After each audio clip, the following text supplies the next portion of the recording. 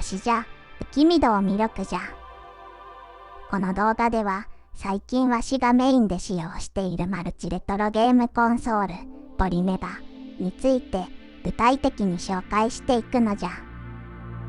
あくまで個人的な考察や感想なので、その旨はご了承いただいた上でご視聴いただけると幸いじゃ。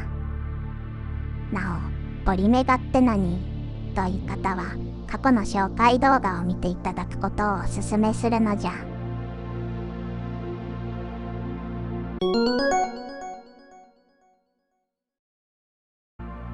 今回はポリメガ専用の光線銃型コントローラーである GC01 レトロガンについて個別のタイトルの設定及び動作検証を行っていくのじゃ。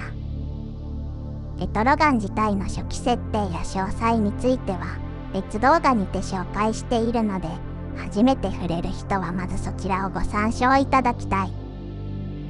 また、レトロガンの使用にあたっては、ポリメガ公式サイトに掲載されている互換リストや公式リファレンスマニュアルを参考にすると良いと思う。なお、レトロガンを使用する前の基本事項として、レトロガン銃口部分の透明なフィルムを剥がすこと、そしてポリメガ本体のファームウェアを最新のバージョンにアップデートした上で、本動画をご覧いただきたい。ちなみに、今回はプレイステーションのレトロガン対応タイトルが対象じゃ。この動画では基本的にゲーム起動前にレトロガンやコントローラーの割り当てを完了。ポリメガ本体の標準 BIOS を使用。仮想ディスプレイでアスペクト比をボーダーフィットに設定という前提で進めていくので、らしからずなのじゃ。ゲーム起動時にレトロガンのような周辺機器のチェックをしているゲームが多く、起動した後にレトロガンやコントローラーの割り当てを行っても正常に反映しない場合がある。そのため、ゲームを起動する前に、ポリメガのメニュー画面上で、レトロガンの割り当てを完了することをお勧めするのじゃよ。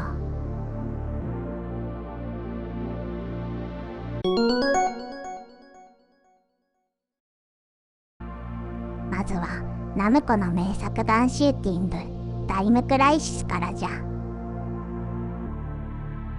隠れるというアクションが特徴的で、移植度もフレーム数の低下以外はほぼ完全移植、かつオリジナルのストーリーが1本追加されており、実質2タイトル分遊べてしまうという素晴らしい移植作じゃな。プレイステーションなど CD 系のゲーム機の共通事項として、光線銃対応タイトルはプレイヤー1にレトロガンを接続し、通常コントローラーは使わない。本作の場合はレトロガンを2台同時に使うような2人同時プレイはないので、接続するのはレトロガン1台のみで問題ない。ボタンの割り当ては続編であるプロジェクトタイタンと同じじゃ。1ボタンにリロードが割り当てられており、いわゆる隠れるアクションはこのボタンで行う。また、プレイステーションの対応タイトル全般に言えることじゃが、4ボタンに一時停止や決定、つまりスタートボタンが割り当てられていることが多い。本作もその一つじゃが、4ボタンがスタートボタンではないタイトルもあるので、そこは個別で確認してほしい。起動してすぐに標準調整画面が出来上がるので、レトロガンの動作チェックもしやすいな。調整を終了したいときは、1ボタンか4ボタンを押せばよい。問題なくレトロガンも動作しているようじゃな。There's been a kidnapping. It's Rachel, the daughter of the president of Sertia. Get into the castle and rescue Rachel. Sometime, somewhere, someone is plotting a government overthrow. A small republic is in danger. It's time for the one-man army. Richard Miller. She must be dead by now. Rachel McPherson. Since you have traveled so very far, be my guest and let me entertain you! Cherudo Garo.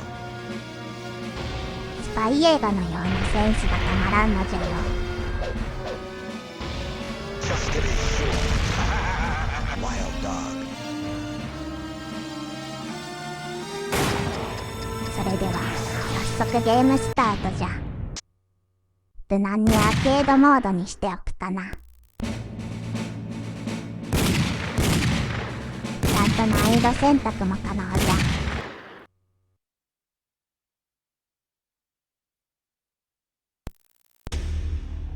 This nation will soon be mine! Ah, the taste of revenge is sweet.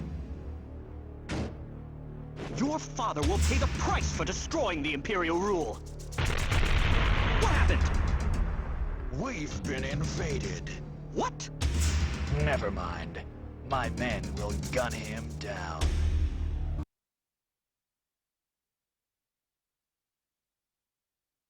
There! Shoot him!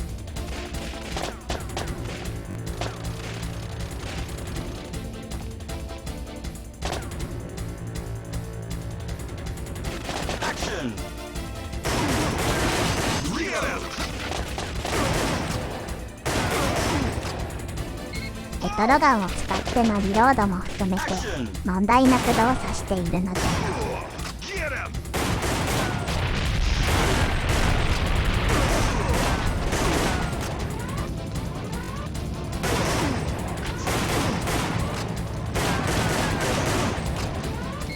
ゲーム自体も序盤のステージしか遊んでいないが、特に動作に問題はなかったのじゃ。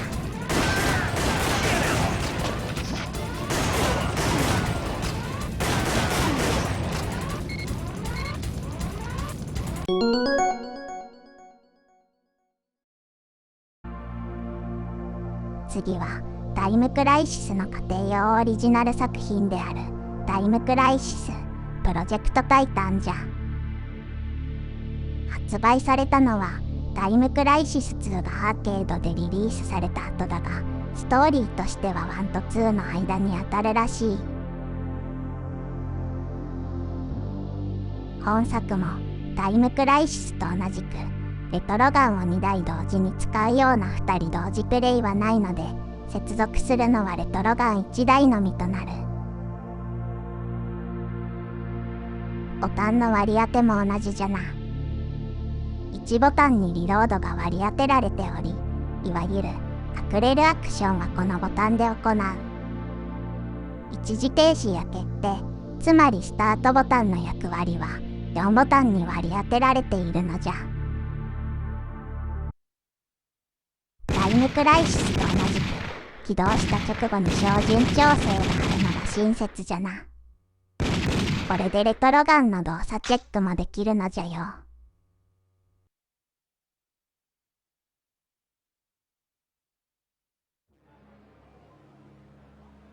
The president of Karuba, Xavier Serrano, has been assassinated. Richard Miller, VSSE's top agent, has been implicated in the crime. VSSE can protect Richard Miller for only 48 hours before they turn him over to the government of Karuba. With his life on the line, Miller must act quickly to determine the truth behind the assassination. Time is running out for the one-man army. 相変わらずスパイ映画的なセンスも素晴らしいが、原作から4年間で進化したプレイステーションでのポリゴン表現能力もすごいな。Ricardo Blanco, Cantaris, Wild Dog. Time Crisis, Project Titan.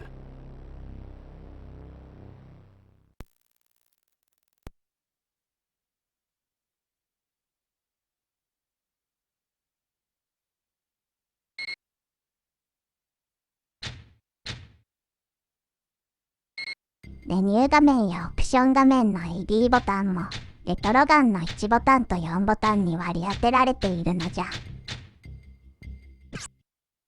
決定はトリガーボタンじゃな。それではゲームスタートといくかな。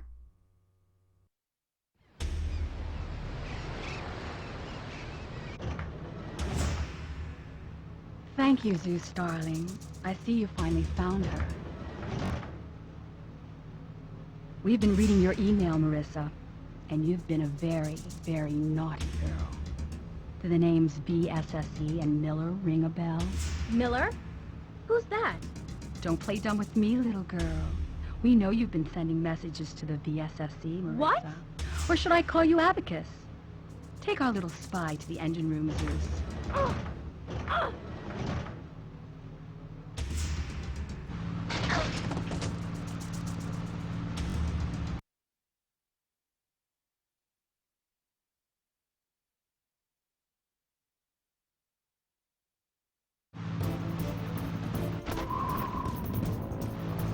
There he is! There! Get him! Get him! Action! 主人公リチャードは大統領暗殺の濡れ衣を晴らすために戦うというわけじゃな。Reload!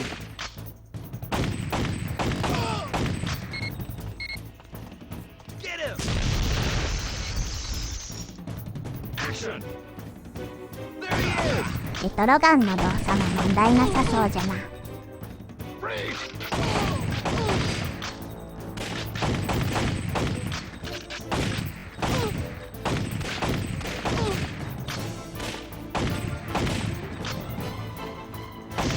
ゲーム自体も普通に遊べることが分かったのじゃよ。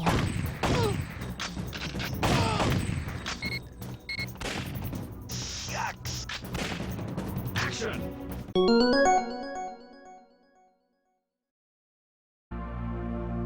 続いてはホーンドアウルじゃ。広角機動隊の白尾正宗氏がキャラクターおよびメカデザインを手掛け、開発はアルファシステムといういぶし銀の作りじゃな。ミミズクという意味らしい。本作もプレイヤー1にレトロガンが基本じゃが、2人同時プレイに対応しているので、2人同時プレイで遊びたいときは、プレイヤー1か2のどちらかに通常コントローラーを接続する。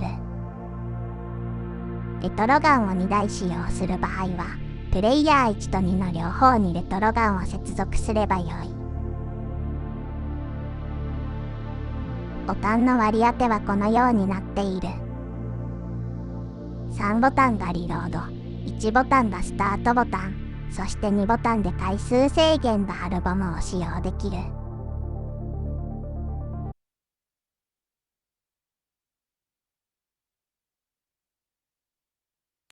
それではゲームスタートじゃ。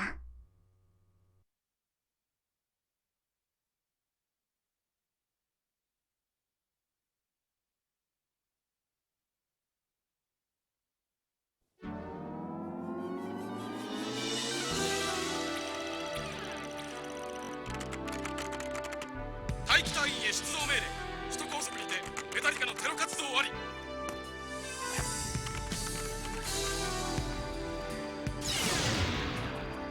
3745はハンガー4から装備 C2 で出動されたし。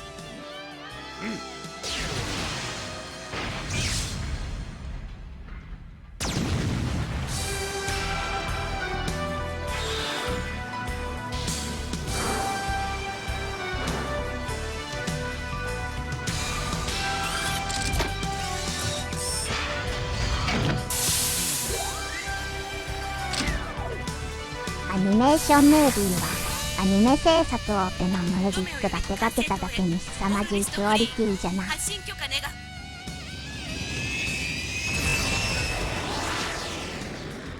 最新の戦術データを送ります。2人とも頼むわよ。了解。3745発進準備。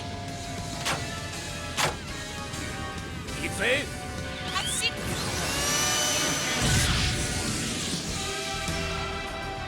敵さん派手にやってるぜ。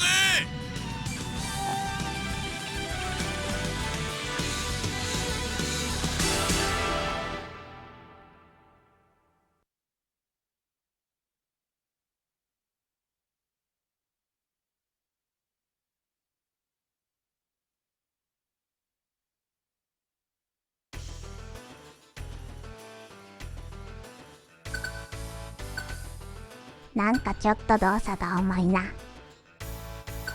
とりあえず照準調整画面でレトロガンの挙動チェックじゃ。メニュー画面での操作はできるのじゃが、トリガーボタンを押しても画面に反応がないのじゃよ。プレイヤー2のレトロガンも同様じゃな。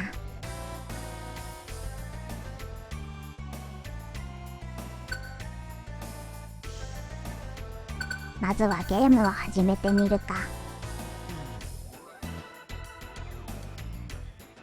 Two-player mode. Gunner selection. Level check.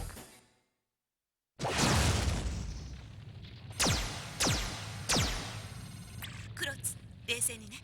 オッケー。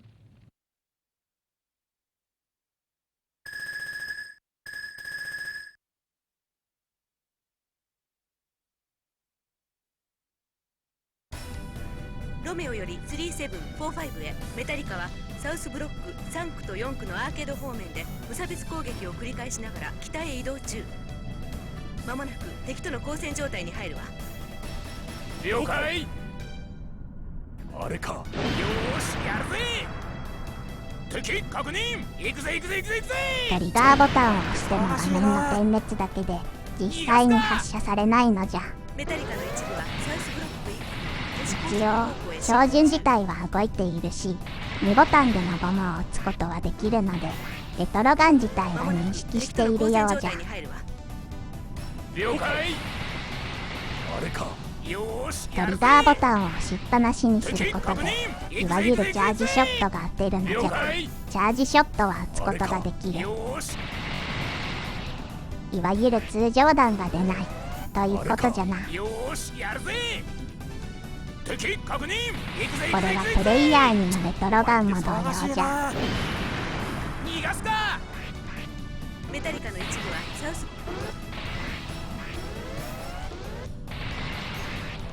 あとはトリガーボタンを押すたびにあからさまに処理落ちしている。逃がすか。メタリカの一部はサウスブロック。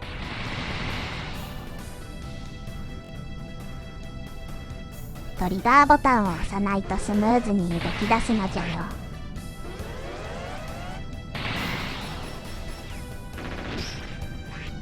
トリガーボタンでの通常弾が当てない。トリガーボタンを押すと処理落ちするという状態で、これはちょっとまともに動くというレベルではないな。なんてことを。市民を巻き込みやがって。ここからは実機バイオスに切り替えてのゲーム画面じゃ。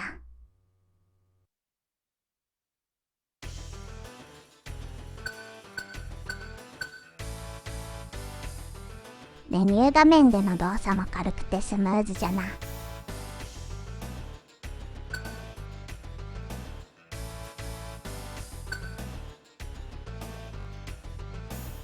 照準調整画面でもちゃんとレトロガンの照準が表示され、トリガーボタンも反応するのじゃよ。プレイヤー2のレトロガンも大丈夫じゃな。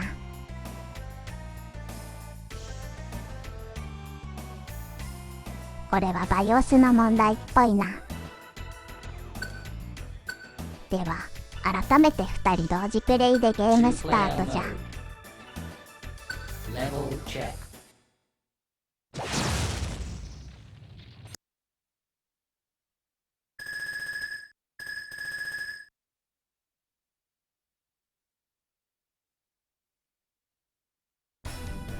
ロメオより3745へ。メタリカはサウスブロック3区と4区のアーケード方面で無差別攻撃を繰り返しながら北へ移動中。先ほどの標準バイオスでのゲームと全く動きが違う。了解。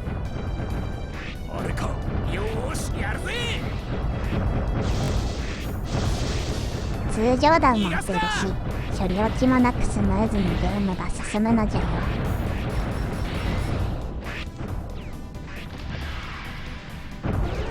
これが本来のゲーム画面じゃな。民間人が多いわ、気をつけて。なんてことを。ポリゴンとスプライトをうまく組み合わせているのが良いのじゃ。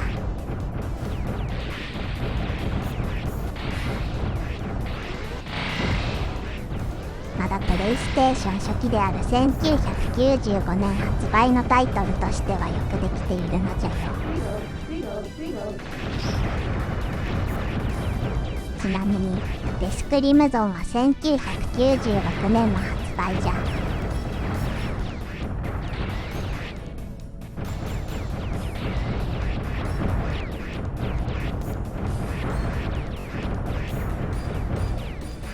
というわけで実機バイオスであれば問題なく動作することが確認できたのじゃ。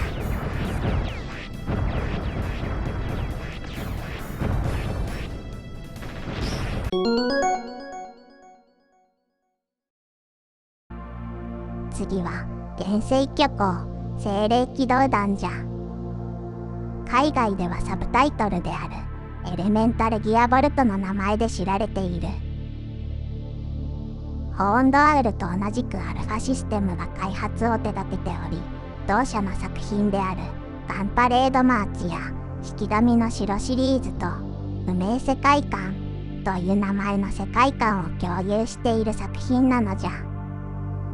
敵を倒して獲得したスコアを振り分けて強化したり、3種類のショットを使い分けるなど、世界観だけでなくシステム面でもこだわりが伝わってくる。本作もまさに良作じゃな。本作も2人同時プレイに対応しているので、ホーンドアウルと同じ接続方法になる。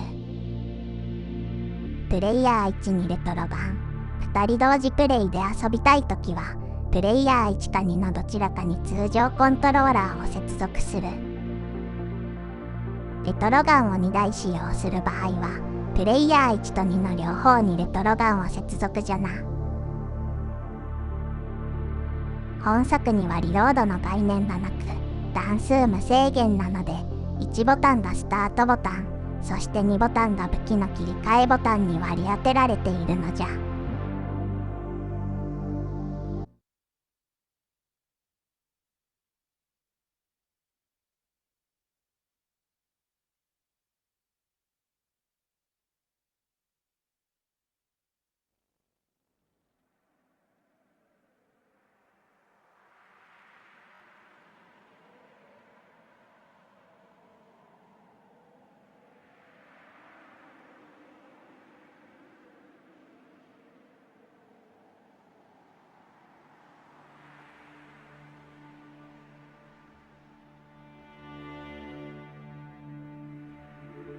相変わらずアニメーションムービーのクオリティが凄まじい。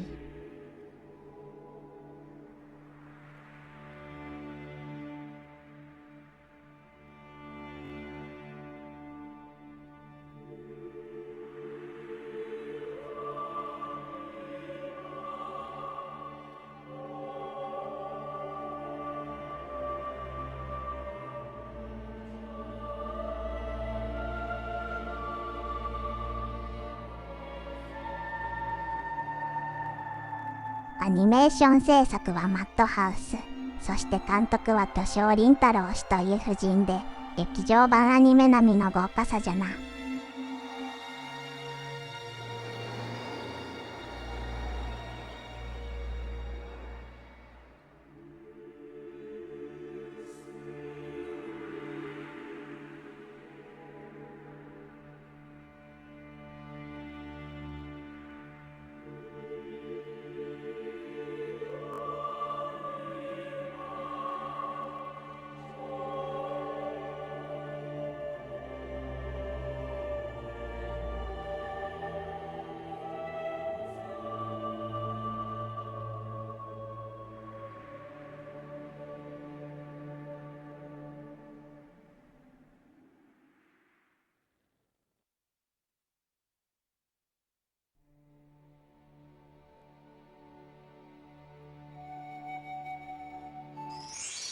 世界観へのこだわりがメニュー画面にも現れているのじゃ。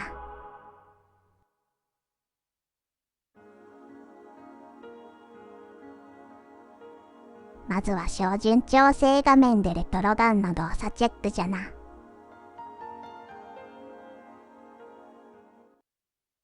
明るさ調整までやってくれるというのは素晴らしいな。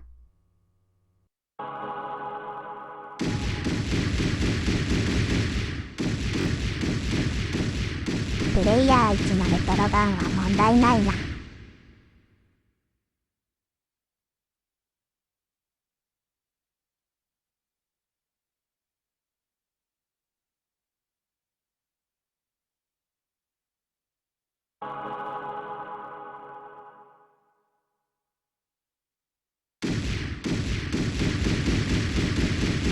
続いてプレイヤー2のレトロガンも問題なしじゃ。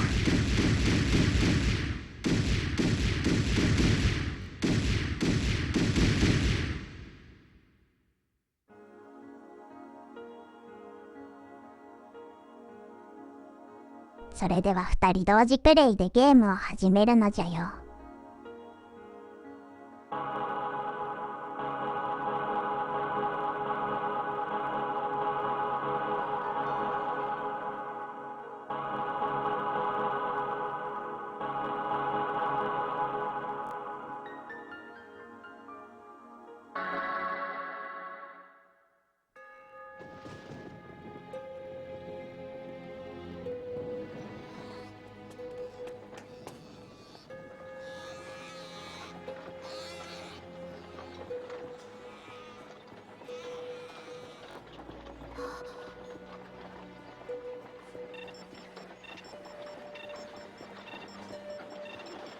なんだ、好きか。つまんないな。もう80周期は通るにしている。そう、もう自分の顔も思い出せない。機械として利用されるのは悲しい。人を殺すこと。では解を導き出そう。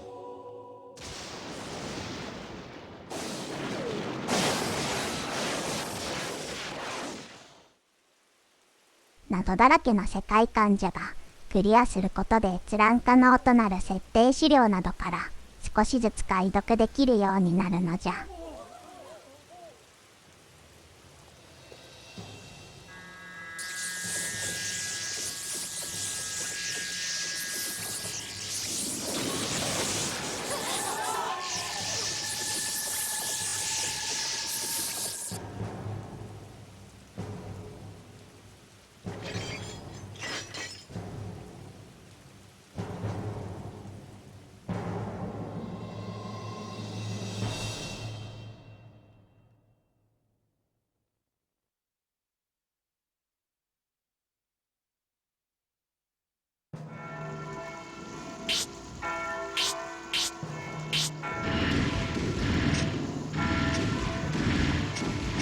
本作は貫通力と破壊力に優れた炎、複数同時発射で自動追尾してくれる雷、威力は弱いが連射性能が高い水の3種類の武器を敵や場面に合わせて切り替えながら進めるシューティングじゃ。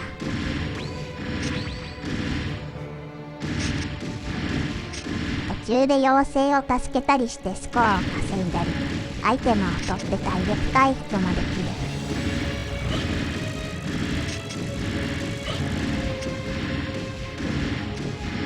コンボボーナスもあり、稼いだスコアをレベル上げに使って攻撃力を強化したり、ハイスコアで得られる称号を狙うなど、プレイヤーに合わせた楽しみ方ができるのが魅力じゃな。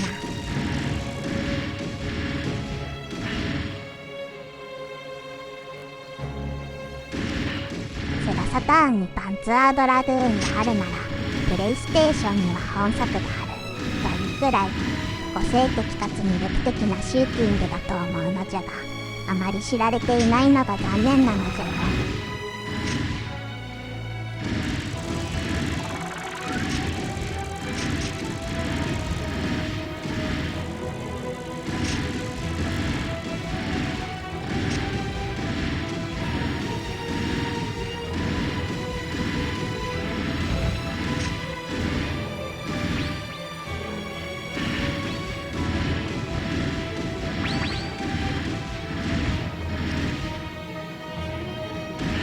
というわけで、レトロガンもゲームも問題なく動作するのが確認できたのじゃ。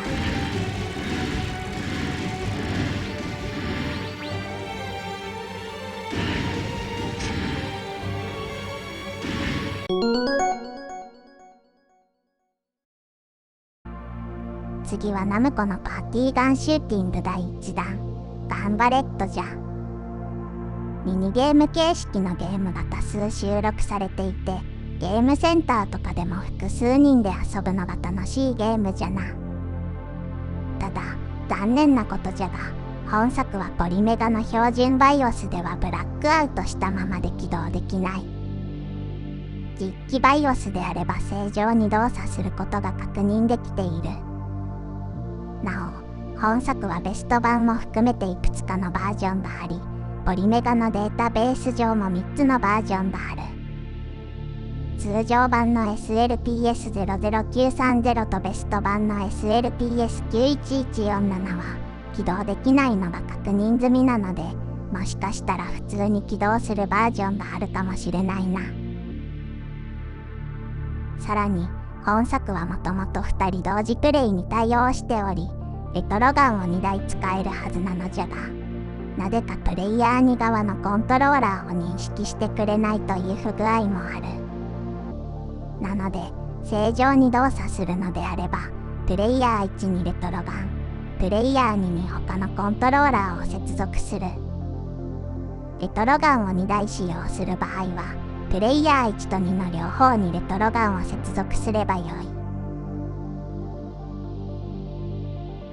ボタンの割り当ては、4ボタンがスタートボタン、1ボタンがキャンセルとなっている。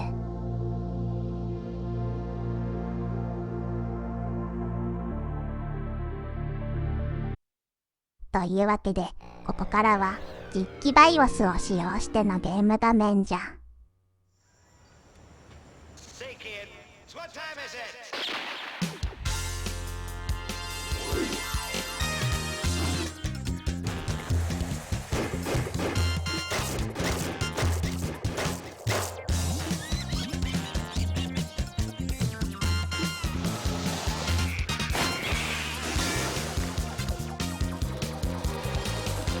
相変わらずナムコの CG ムービーは素晴らしい。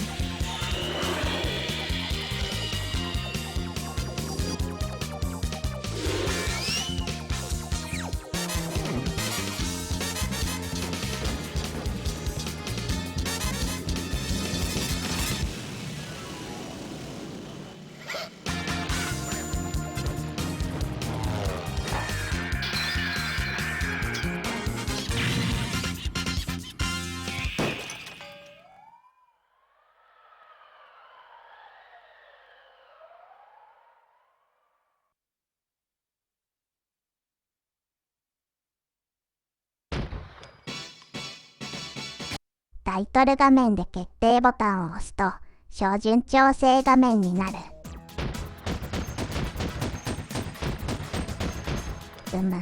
プレイヤー1のレトロガンは問題ないな。本来ならここでプレイヤー2のレトロガンの調整もできるはずなのじゃが、そのまま進んでしまう。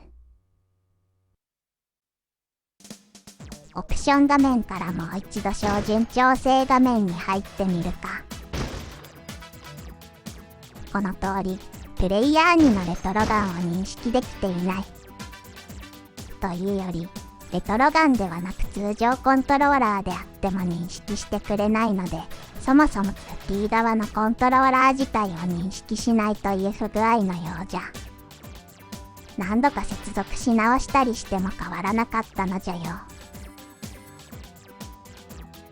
とはいえ、そもそも標準 BIOS では起動すらできないので、あまり変わらない気もするな。仕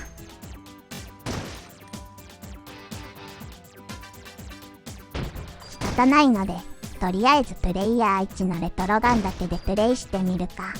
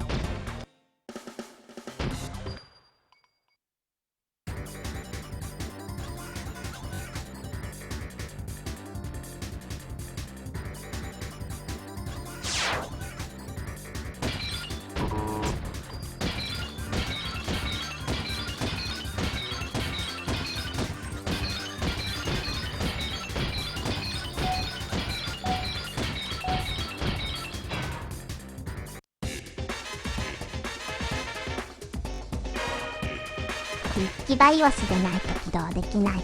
プレイヤー1のコントローラーしか認識しないという不具合はあるものの、それ以外は進めるようじゃな。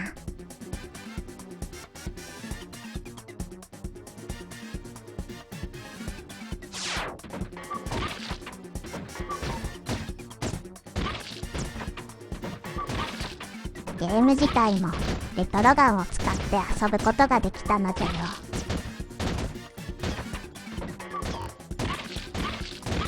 というわけで、ガンバレットについては標準バイオスでは起動しない。実機バイオスで起動できても一人用でしか遊べないという状況じゃ。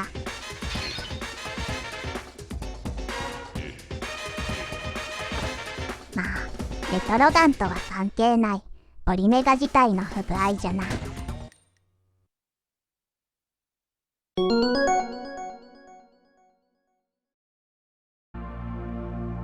次はガンバレットの続編にあたるガンバールじゃ。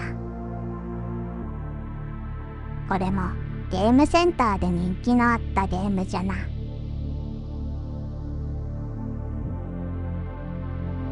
本作も2人同時プレイに対応しているので、プレイヤー1にレトロ版、2人同時プレイで遊びたいときはプレイヤー1か2のどちらかに通常コントローラーを接続する。レトロガンを2台使用する場合はプレイヤー1と2の両方にレトロガンを接続じゃな。ボタンの割り当てもガンバレットと同じじゃ。リロードの概念はないのでひたすら打ちまくりじゃな。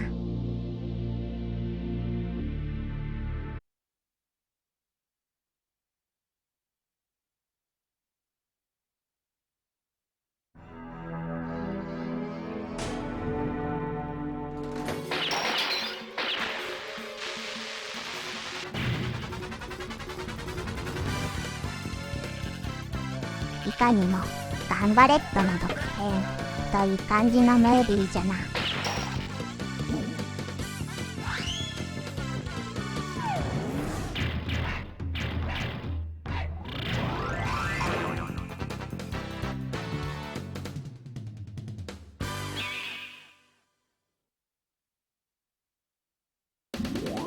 さて、早速ゲームスタートじゃ。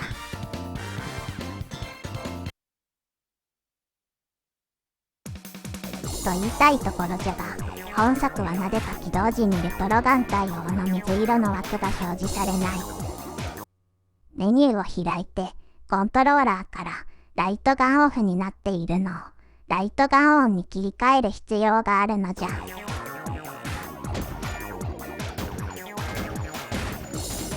レトロガン自体はちゃんと接続できているのに不思議じゃな。念のため標準調整画面でレトロガンの動作を確認する。本作はちゃんとプレイヤー2側のコントローラーも認識できているな。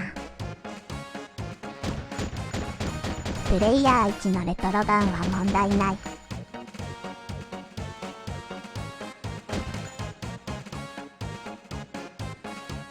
プレイヤー2のレトロガンもしっかり反応しているのじゃよ。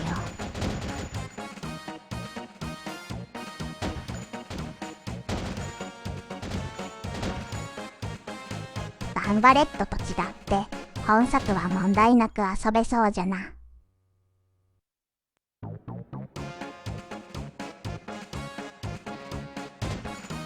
それではレッツプレイなのじゃ。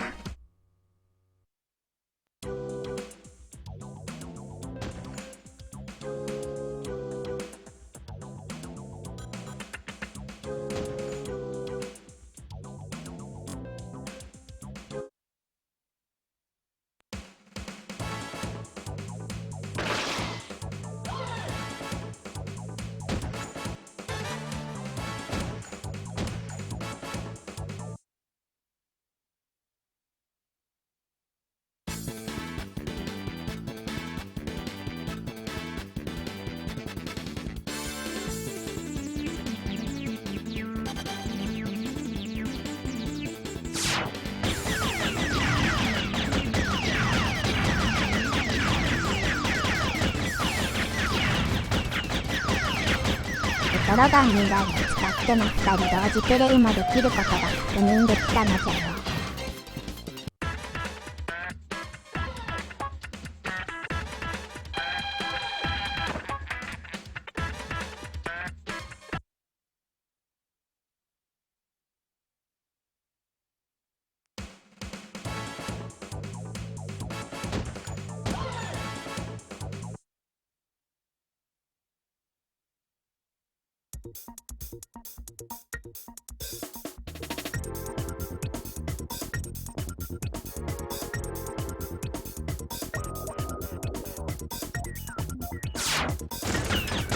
本作については最初にライトガン音に切り替えて水色の枠を表示させることを忘れないようにするのじゃ。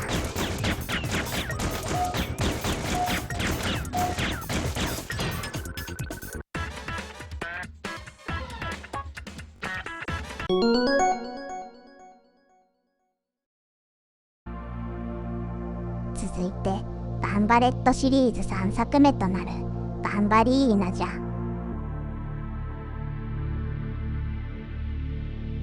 前の2作が何らかの問題があったので今度もどうなるか不安じゃな。例によって本作も2人同時プレイに対応している。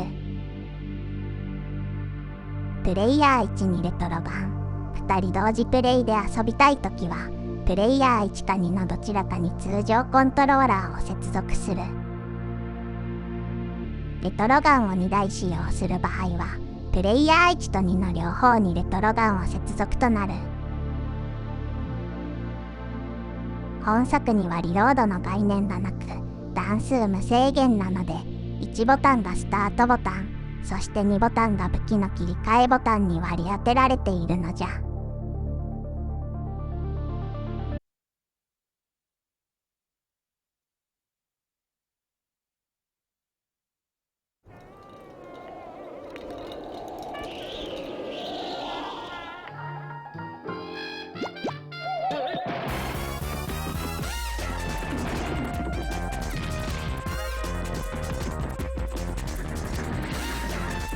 こうして続けて見ていくと CG ムービーのクオリティがシリーズを重ねるごとに上がっていくのがよくわかるな。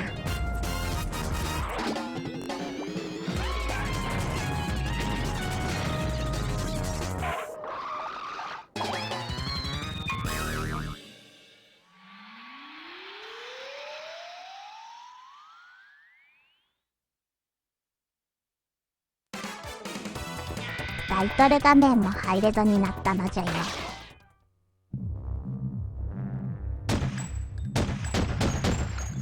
標準調整画面でのチェックもプレイヤー1とプレイヤー2の両方とも問題なく反応しているな。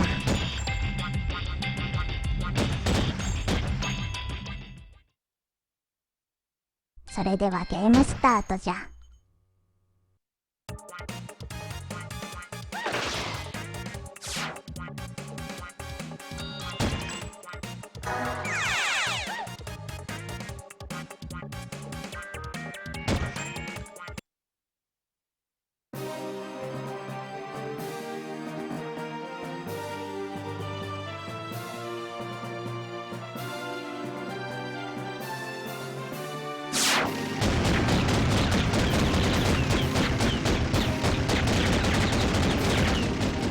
バトルシティを彷彿とさせるデザインじゃな。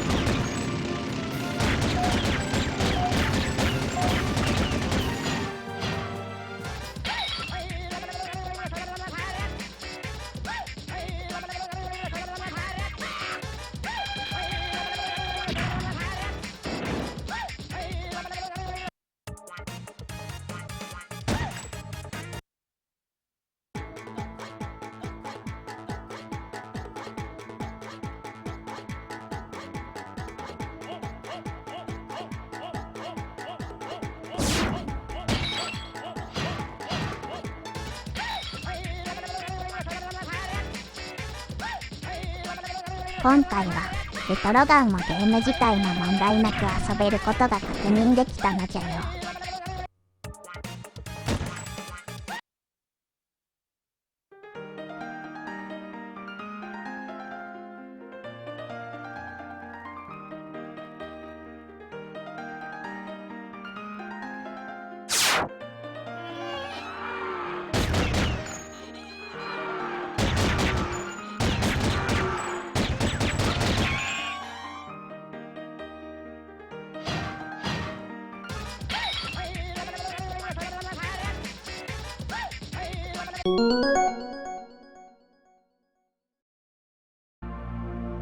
機はナムコのオーバキューンじゃ。ガンバレットシリーズと同じようなゲームなのじゃが、制作がナムコではないということもあり、外伝的な扱いになっているらしい。本作も2人同時プレイに対応しているので、プレイヤー1にレトロ版、2人同時プレイで遊びたいときは、プレイヤー1か2のどちらかに通常コントローラーを接続する。レトロガンを2台使用する場合は、プレイヤー1と2の両方にレトロガンを接続じゃな。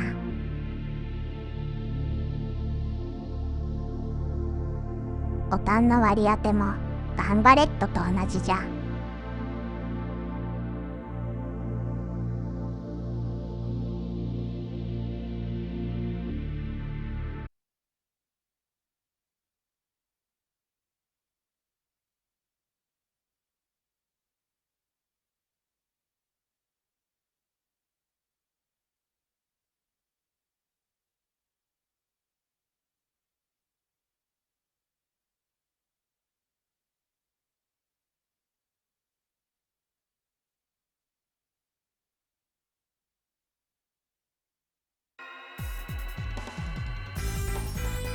この家庭用移植版では、ホーンテッドハウスモードといった暗殺型のゲームも追加されているのじゃよ。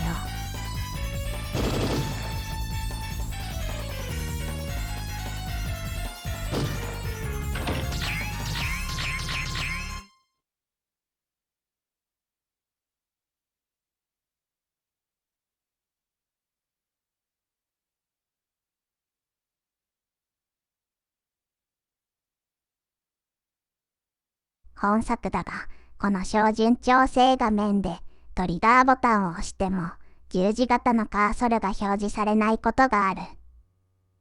結構不安定で何回かトリガーボタンを連打するとこのようにすぐ表示されるのじゃが、そうでない場合もあるようじゃ。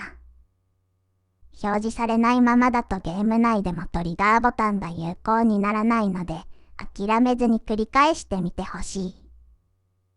この照準の不具合は、ポリメガ本体の個体差もあるようで、人によってはなかなか表示されないこともあるらしい。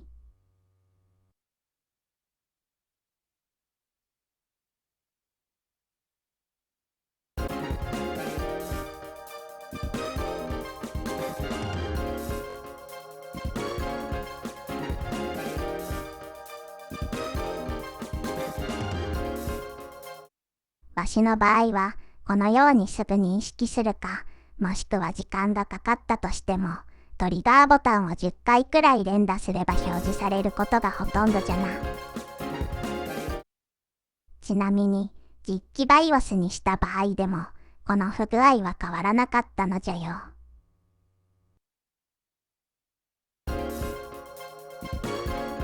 では、ゲームをプレイしてみるかな。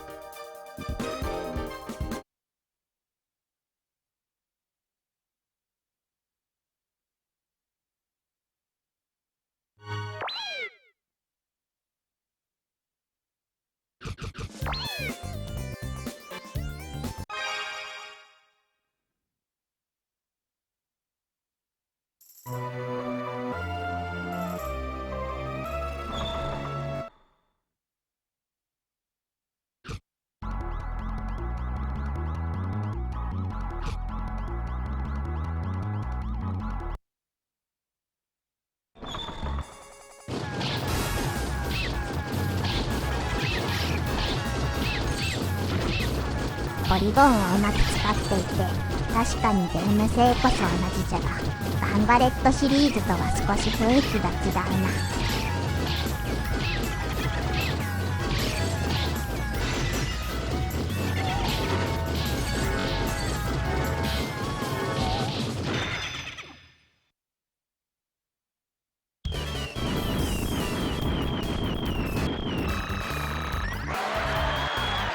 レトロガンは両方ともちゃんと反応しているようじゃ。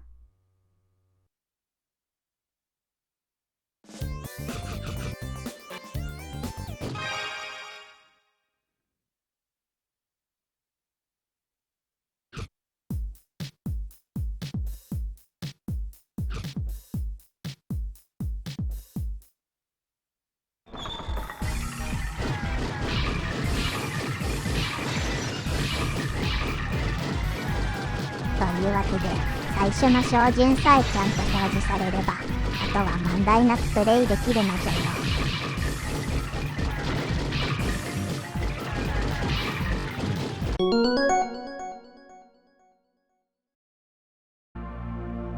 続いてはレスキューショットブービーボーじゃ。ナムコが発売したガンシューティングじゃが、今までのバンバレットなどのパーティー系ゲームとは違い、勝手に歩く主人公の棒を助けるために周囲の邪魔する障害物などを追って助けてあげるというゲームなのじゃ。実は本作も2人同時プレイに対応している。プレイヤー1にレトロガン、2人同時プレイで遊びたいときはプレイヤー1か2のどちらかに通常コントローラーを接続する。レトロガンを2台使用する場合はプレイヤー1と2の両方にレトロガンを接続となる。本作にはリロードの概念がなく、段数無制限となっている。トリガーボタン以外では1ボタンで段数制限があるサブ武器であるどんぶり弾を撃つことができる。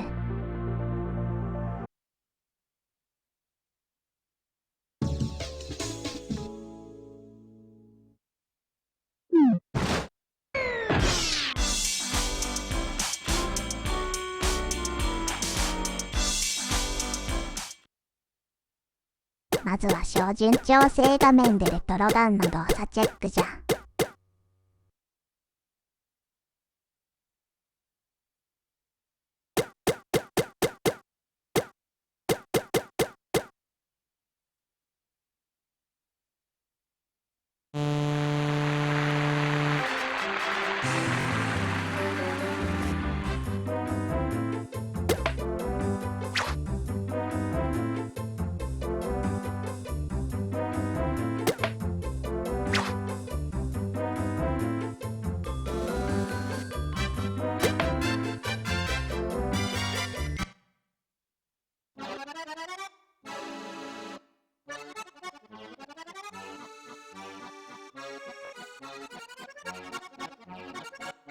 なんというか、プレイステーション後期に発売されただけに、ハードの性能をフルに活かした表現が素晴らしい。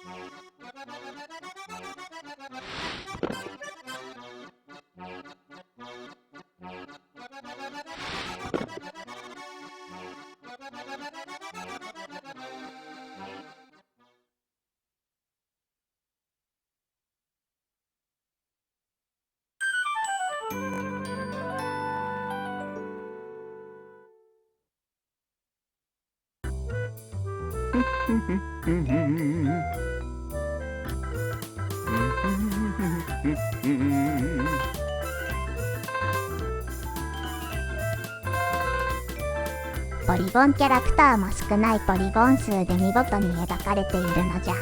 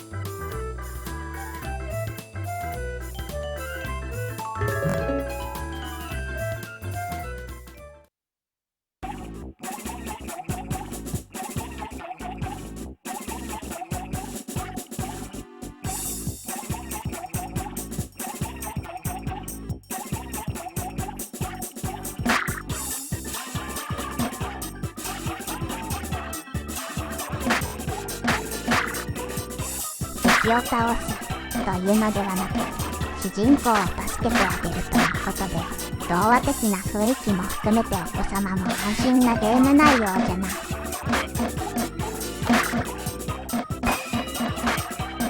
レトロガンの動作も問題なく2台同時に使うことができたのじゃ。あまり知られていないがナムコらしい丁寧でよく作り込まれた良作なので、ぜひプレイしてみてほしい。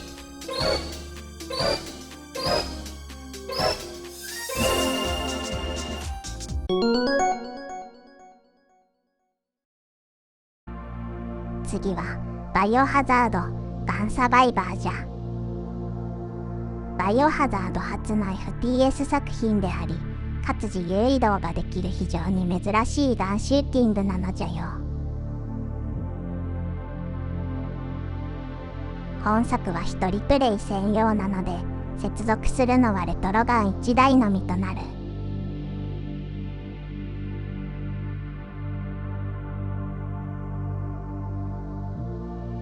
操作方法が特徴的なので、しっかり確認しておきたい。1ボタンが左を向く、4ボタンが右を向くという動作となり、進む方法が決まったところで、銃口を画面の外に向けてトリガーボタンを押し続けると前に進むというシステムじゃ。アイテム画面を開きたいときは1ボタンと4ボタンを同時押しする。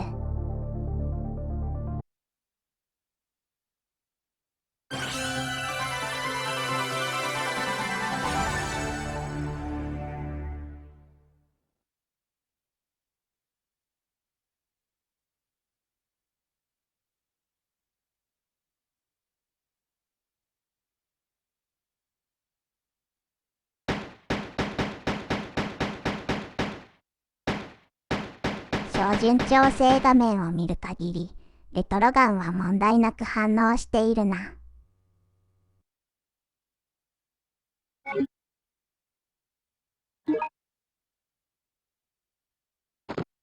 ここで EAB ボタンとは、A ボタンが1ボタン、B ボタンが4ボタンと思えばよい。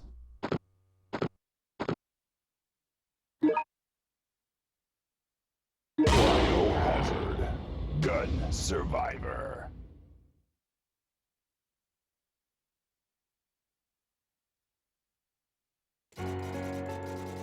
In 1998, a disaster struck the quiet Midwestern residents of Raccoon City.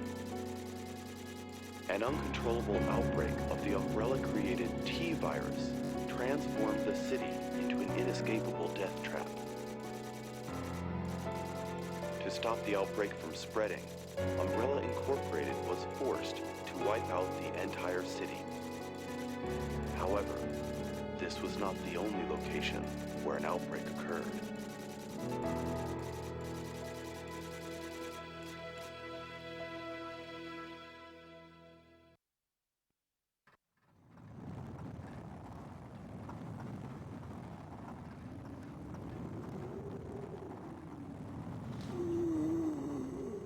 初代バイオハザードの雰囲気を色濃く残しているな。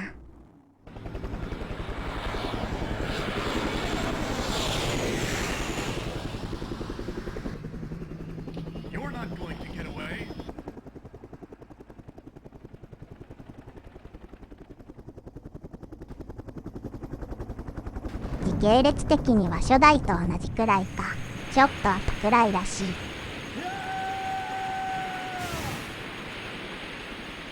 ゲーム内でも設定が混乱していてよくわからないのじゃ。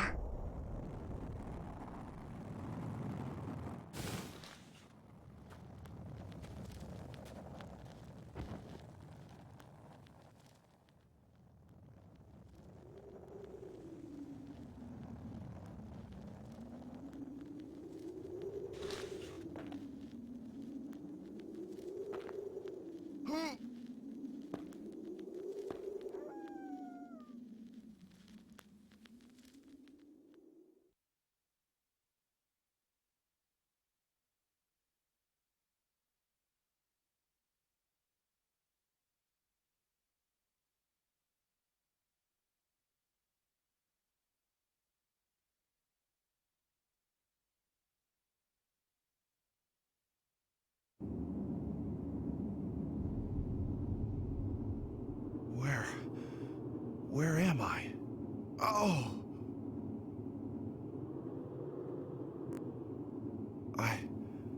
I don't remember anything. Who am I?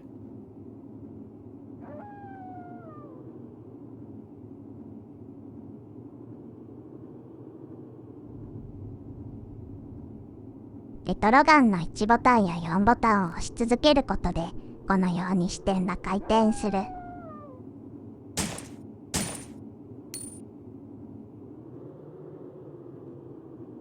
進みたい方向が決まったら、銃口を画面外に向けてトリガーボタンを押すと、前に進むのじゃ。慣れるのにちょっと時間がかかるのは確かじゃな。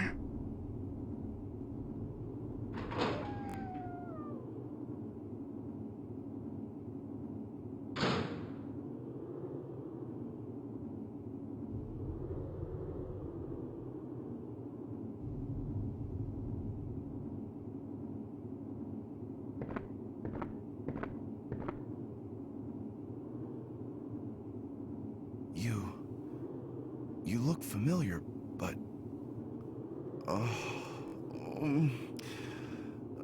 but I just can't remember. Mark Thompson, huh? Though I can't remember anything, I know that this was no way for anyone to die. What?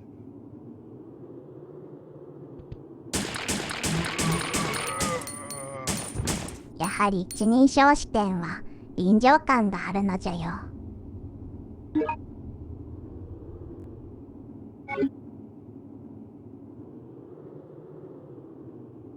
ちなみにリロードこそ必要なものの、弾数制限はないので、弾がなくなるといい緊張感は少ないな。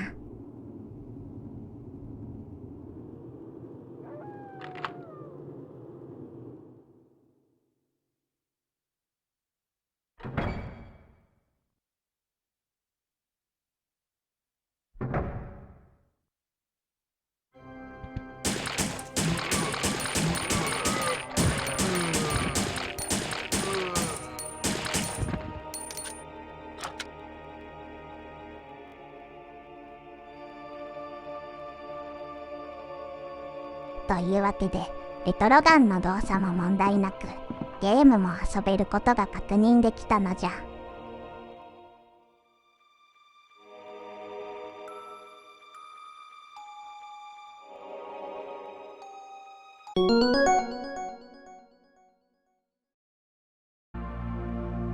次は、コナミがアーケードでリリースしたタイトルの移植作、ヘンリー・エクスプローラーズじゃ。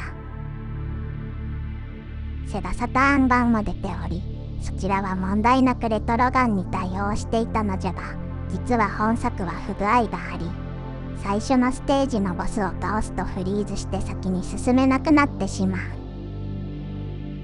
実機バイオスであれば問題なく進めるのじゃが、標準バイオスのままだと残念ながら最後までプレイすることはできないのじゃ。本作は2人同時プレイに対応しているので、基本はプレイヤー1にレトロガンを接続する。2人同時プレイで遊びたいときは、プレイヤー1か2のどちらかに通常コントローラーを接続すればよい。レトロガンを2台使用する場合は、プレイヤー2にレトロガンを接続じゃな。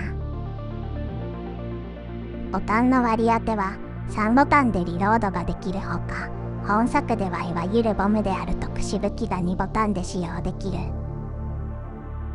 1ボタンは一時停止や決定などスタートボタンに割り当てられている。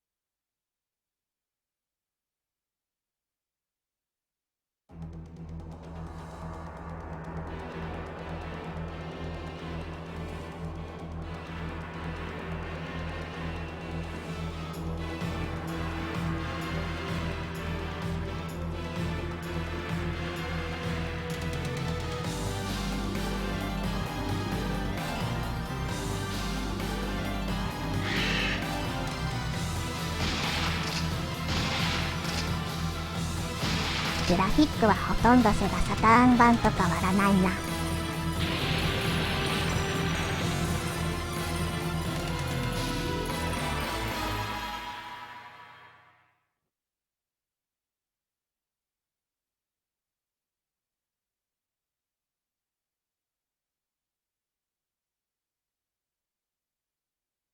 Henry Explorers.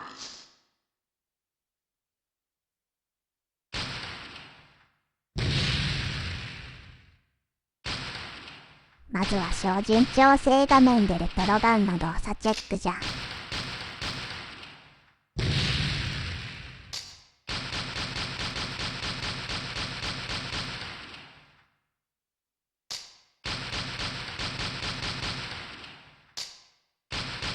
プレイヤー1、プレイヤー2の両方ともレトロガンは問題なく反応しているのじゃよ。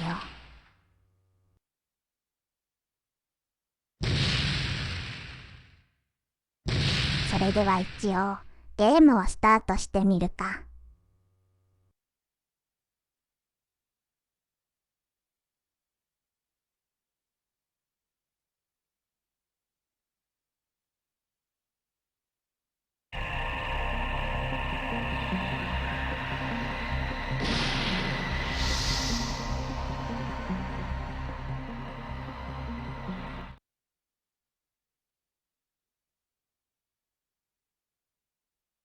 なんというか、読み込み時間はセガサターン版より確実に遅いな。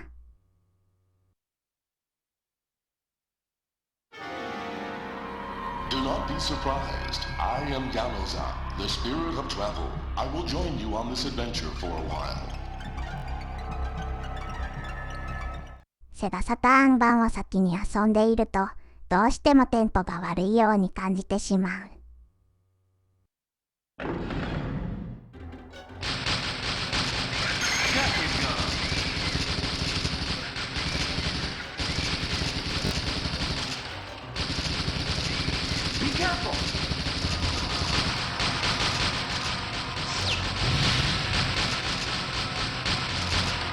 今回はオートリロードにしてみたので快適なのじゃよ。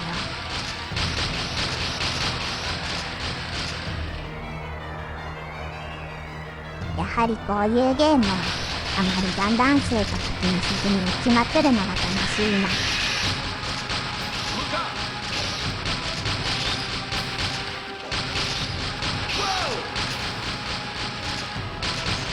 レトロガンについては意外とも問題なく使用できる。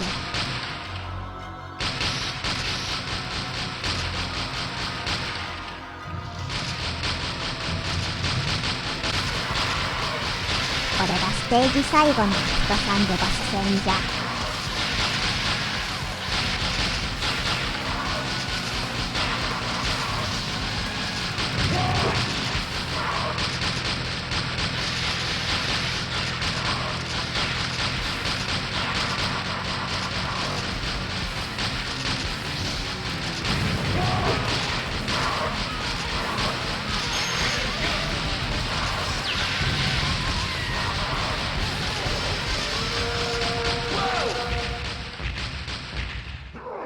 なんとか倒したのじゃが、ここでブラックアウトしてフリーズしてしまうのじゃよ。最初に6つのステージが選べるが、どのステージを選んでもボスを倒した後にフリーズするのは同じなのじゃ。実機バイオスであれば、その後もプレイできることは確認済みじゃ。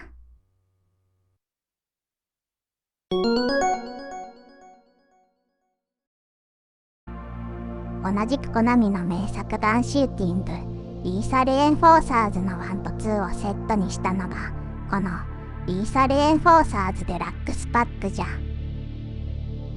2作まとめて遊べるのはなかなかお得じゃな。当然ながら、本作も2人同時プレイに対応している。プレイヤー1にレトロ版、2人同時プレイで遊びたいときは、プレイヤー1か2のどちらかに通常コントローラーを接続する。レトロガンを2台使用する場合は、プレイヤー1と2の両方にレトロガンを接続となる。ボタンの割り当ては3ボタンでリロード、1ボタンが一時停止や決定などスタートボタンになっている。2ボタンはキャンセルボタンじゃな。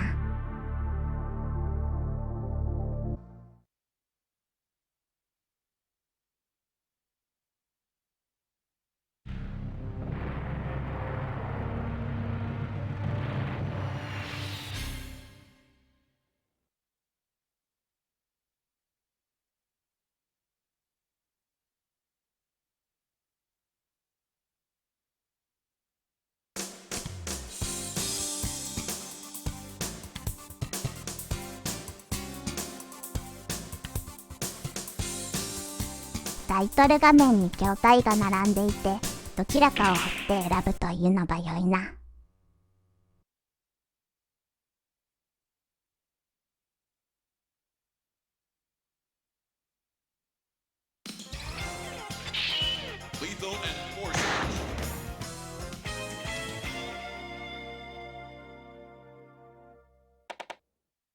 まずはレトロガンの動作チェックじゃな。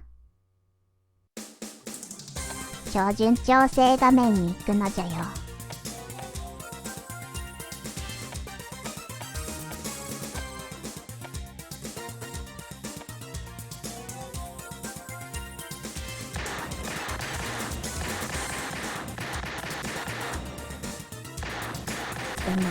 プレイヤー1もプレイヤー2も両方ともレトロガンは反応しているようじゃ。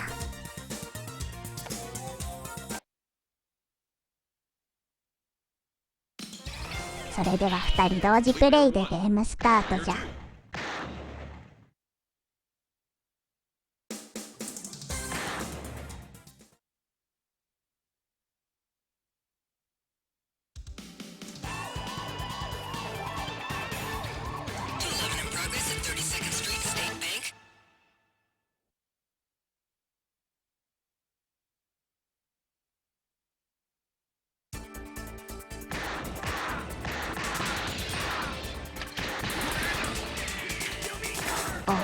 グラフィックははけどそのままのクオリティじゃな。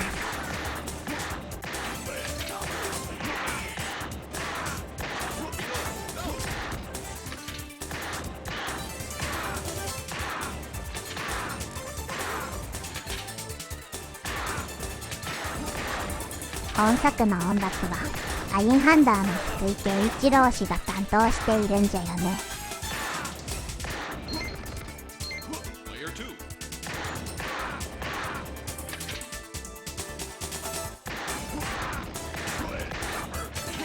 一応イーサルエンフォーサーズ2の方もチェックしておくかな。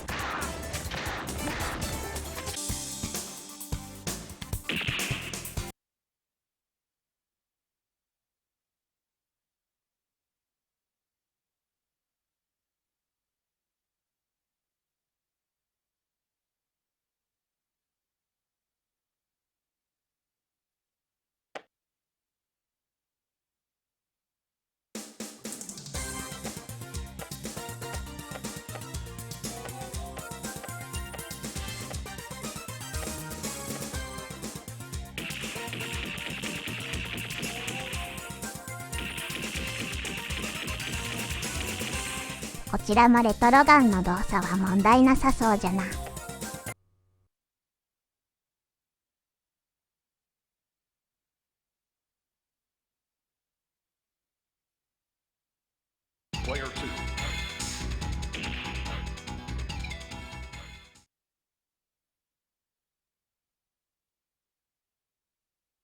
Let's ride. Stage holder. 本作は西部劇が舞台なんじゃよね。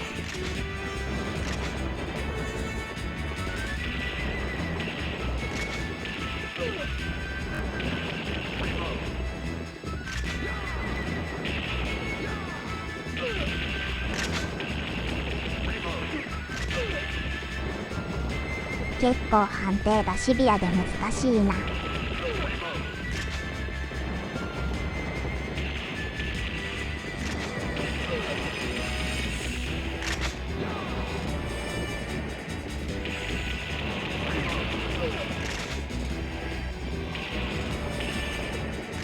どちらも問題なく遊べることが確認できたのじゃよ。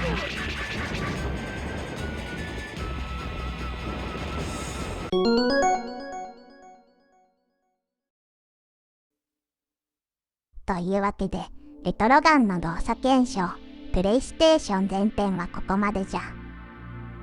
一つにまとめようと思ったのじゃが、対応タイトルが多くて、やっと半分くらいなので、3時間超えになってしまうため、一旦ここで切らせていただくのじゃよ。セガサターンのように、レトロガンを2台接続していると処理落ちする、みたいなことはないが、実機BIOSでないと正常に動作しないタイトルが多いという結果だったな。